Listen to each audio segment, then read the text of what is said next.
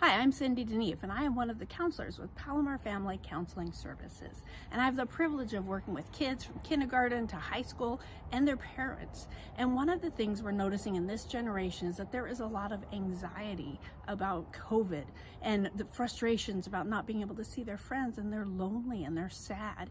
When we started 2020, this generation already had the highest level of anxiety, depression, and suicide. And now, with all the things that are happening in our society, that has been exacerbated. So my encouragement to you, if you are a parent, is to ask your kids, what is their biggest fear?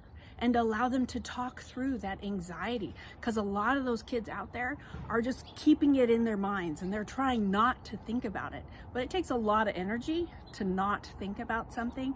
And so you might see that they're distracted at school, or they're frustrated with their siblings, and they might be a little more on edge. So talk to them about that, and then give your kids the language of emotions.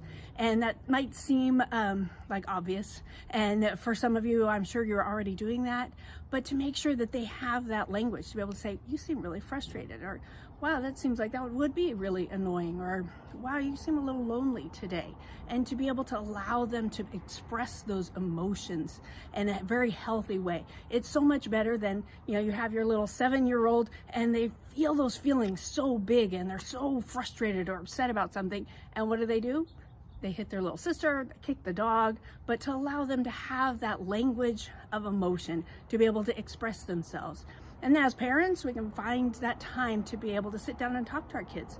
Ask them what those big fears are, and to talk through that and talk through their emotions and the frustration. This is going to be a different Christmas for a lot of us. And they may not be able to see grandma and grandpa or the uncles. And they might be feeling really sad about that, or disappointed, discouraged. So allow them the opportunity to talk about that. And then as parents, we can model that too, to be able to say, I'm really disappointed that I'm not going to be able to see my family for Christmas.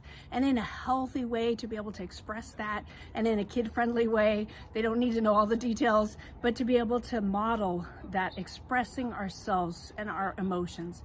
To allow, this is going to be a different Christmas, and so to allow the opportunity for them to be able to express their emotions as we head into the end of 2020.